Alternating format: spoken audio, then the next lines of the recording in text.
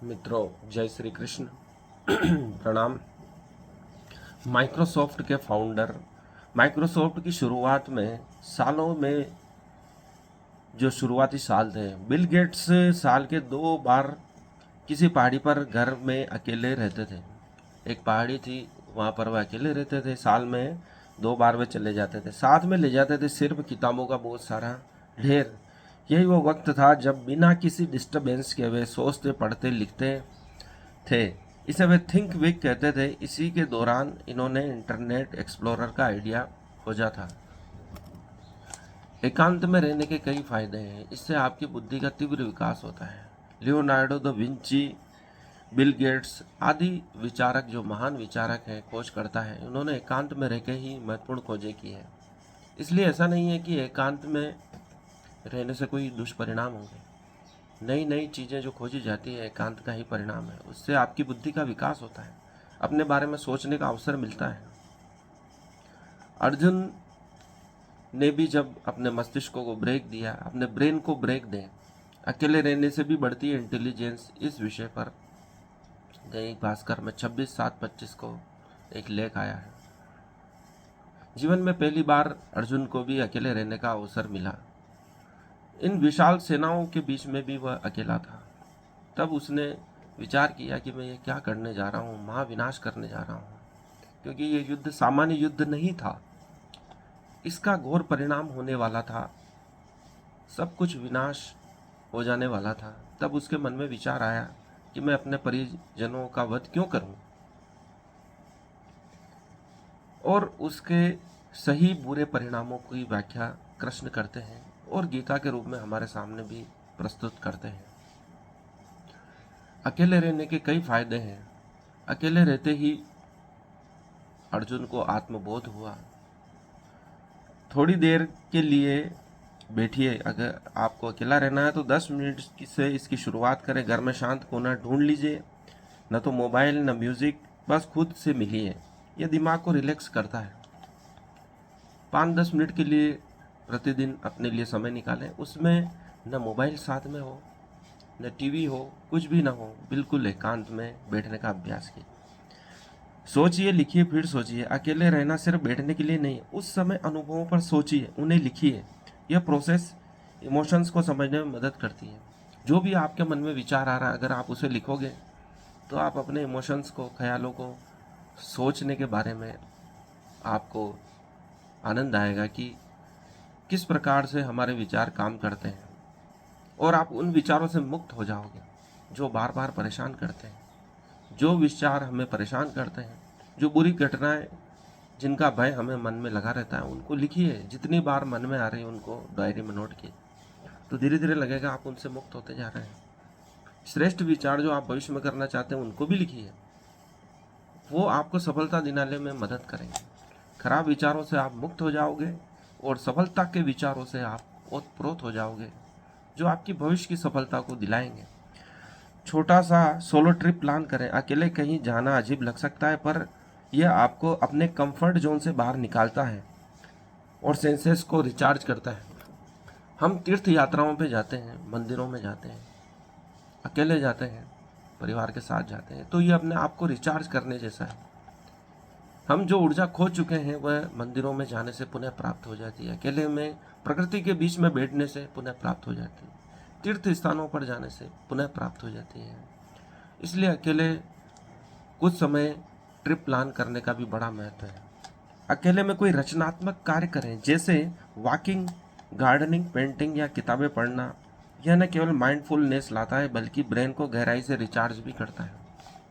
आप अकेले रहकर कुछ कुछ रचनात्मक कार्य कर सकते हैं, जैसे गार्डनिंग, बगीचे में साफ सफाई, नए पौधे लगाना, पेंटिंग कर सकते हैं, मूर्ति बना सकते हैं, कोई स्कल्पचर बना सकते हैं। किसी को आर्ट का शौक है, सिलाई बुनाई कर सकते हैं। यह आपको रचनात्मकता की ओर बढ़ाएगा। कहा जाता है कि वक्त का सही इस्तेमाल करें, फालतू टाइम वेस्ट करने से बचें। लेकिन एक न्यूरो साइंटिस्ट की रिसर्च कहती है कि अगर वाकई स्मार्ट बनना चाहते हैं तो दिमाग को अकेले में भटकने दीजिए। ब्रेन साइंटिस्ट जोसेफ जेबेली कहते हैं कि सोलिट्यूड यानी अकेले रहना सिर्फ आलस्य नहीं बल्कि दिमाग के लिए फायदेमंद भी होता है। यही आदत दुनिया के सबसे इंटेलिजेंट लोगों जैसे बिल गेट्स और लियोनार्डो दा विंची में कॉमन थी, एक समान थी। इसलिए अकेले रहना हानिकारक नहीं है। कुछ समय अकेले रहने का प्रयास कीजिए, फिर देखिए आप तनाव मुक्त कैसे नहीं होते हैं और कुछ नई चीज़ कैसे नहीं खोजते हैं, कुछ नया काम कैसे नहीं कर पाते।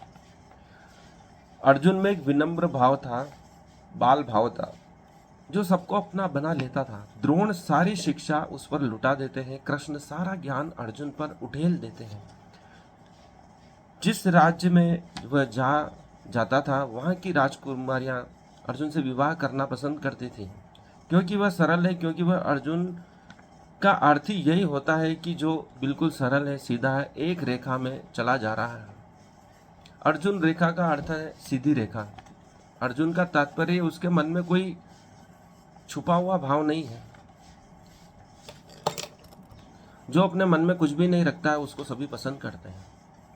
ओशो को एक बार उनके सन्यासियों ने कहा कि आपने जो कथा सुनाई है उसमें श्वेत केतु की जगह आरुणि आना चाहिए।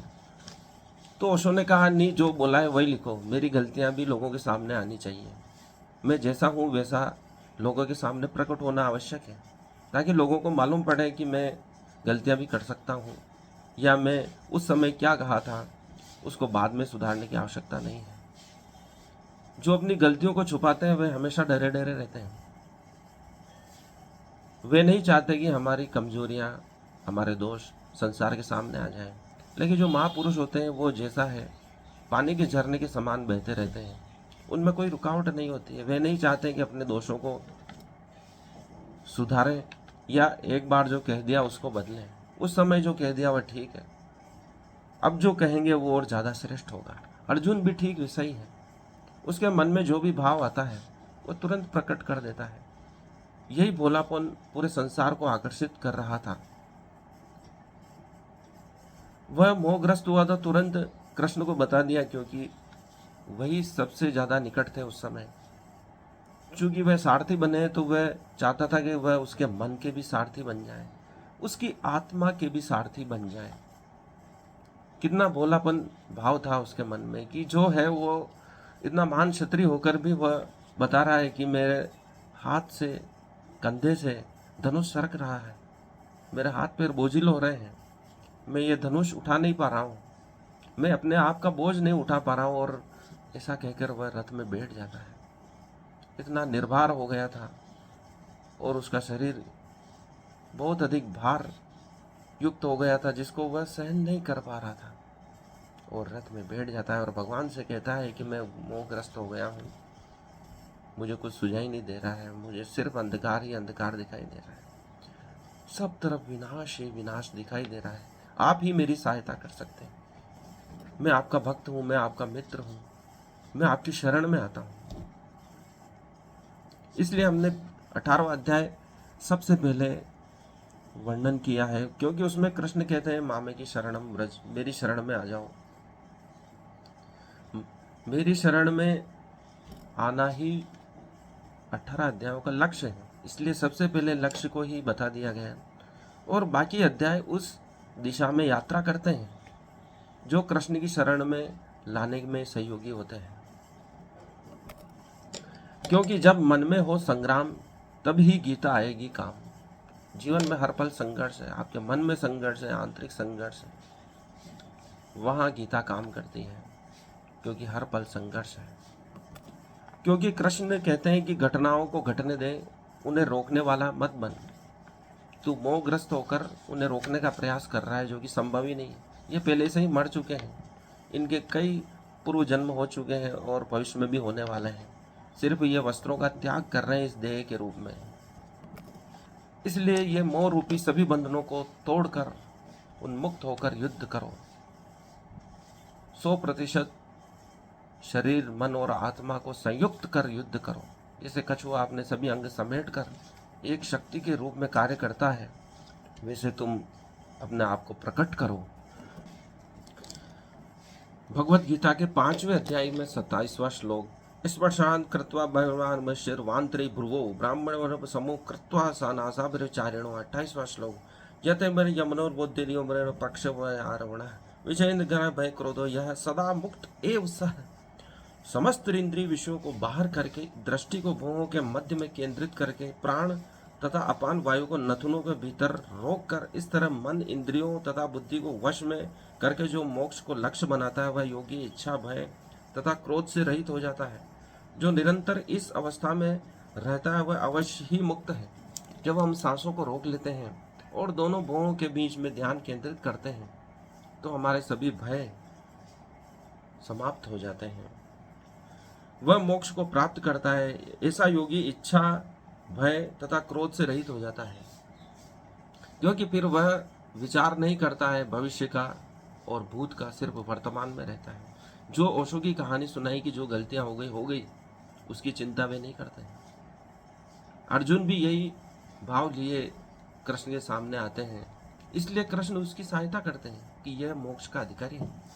वैसी ही बात कृष्ण पुनः इन 27-28 श्लोक में कहते हैं कि जो समस्त इंद्रियों को बाहर करके, समस्त इंद्रिय विषयों को बाहर करके दृष्टि को भुवों के मध्य में केंद्रित कर लेता है, जो अपनी दृष्टि को भुवों के मध्य केंद्रित कर लेता है, प्राण तथा अपान वायु को नथुनों के भीतर रोक कर इस तरह मन इंद्रियों तथा बुद्धि को वश में करके जो मोक्ष को लक्ष्य बनाता है वह योगी इच्छा भय तथा क्रोध से रहित हो जाता है। जो निरंतर इस अवस्था में रहता है वह अवश्य ही मुक्त है। प्राण अपान ये हम जो सांस लेते हैं उसी के ही रूप है। हम नाभि तक सांस लेते हैं तो वह अपान होती है और प्राण वायु हमारे शरीर में गति करती है। कुल मिलाकर जो हम सांस रोकते हैं, यदि आप विचार करें किसी भी कार्य में एकाग्रता लानी है तो आप सांस रोकेंगे तो आपका मन बहुत अधिक एकाग्र हो जाएगा, उसमें सफल होने की संभावना बहुत अधिक बढ़ जाएगी। जब बहुत अधिक स्ट्रीम कार्य करते हैं तो सांसें रुक जाती हैं।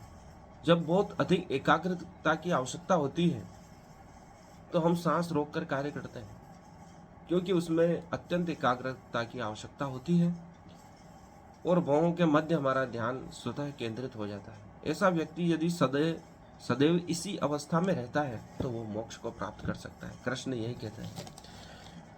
29वें श्लोक में भगवान कहते हैं, भोक्तारम यज्ञ पतसाम सर्वलोक महेश्वरम सुहृदम भूतात्म ज्ञात्वा माम शांतिम मृच्छति। अर्थात मुझे समस्त यज्ञों तथा तपस्याओं का परम भोक्ता, समस्त लोकों तथा देवताओं का परमेश्वर एवं समस्त जीवों का उपकारी एवं हितैषी जानकर मेरे भाव अमृत से पूर्ण पुरुष भौतिक दुखों से शांति लाभ करता है। जो सब कुछ मेरे लिए ही निमित्त मानता है वह परम शांति को प्राप्त करता है, ऐसा भगवान कहते हैं। मुझे समस्त यज्ञों तथा तपस्याओं का परम भोक्ता, जो भी आप यज्ञ कर रहे हैं, कार्य कर रहे हैं, अर्थात तपस्या कर रहे हैं, वो उसकी फल की प्राप्ति परमात्मा को ही होने वाली ऐसा मानता है। समस्त लोकों तथा देवताओं का परमेश्वर भी उस ईश्वर को ही मानता है जो एक है, एवं समस्त जीवों का उपकारी एवं हितैषी जानकर, जितने भी जीव मात्र हैं उनका हितैषी परमात्मा को ही मानता है। ऐसा जानकर मेरे भावामृत में पूर्ण पुरुष भौतिक दुखों से शांति लाभ करता है। ऐसे व्यक्ति को फिर दुख नहीं होता है। सब कुछ परमात्मा के निमित्त मानता है। सुख दुख उपलब्धियां हितैषी समस्त जीवों का परमात्मा को मानता है, वह शांति को प्राप्त करता है दुखों से मुक्त होकर। इस प्रकार यह 5वां अध्याय समाप्त होता है, जो हमें कर्म योग की शिक्षा देता है कि किस प्रकार के कर्म करने चाहिए। कर्म फल की इच्छा त्याग कर सब कुछ परमात्मा के ही निमित्त मानकर कर्म करना चाहिए, भक्ति युक्त कर्म करना चाहिए। धन्यवाद आज के लिए। इस वीडियो को लाइक करें, शेयर करें, सब्सक्राइब करें, कुछ कमेंट्स करें ताकि इस वीडियो में भविष्य में और सुधार किए जा सके।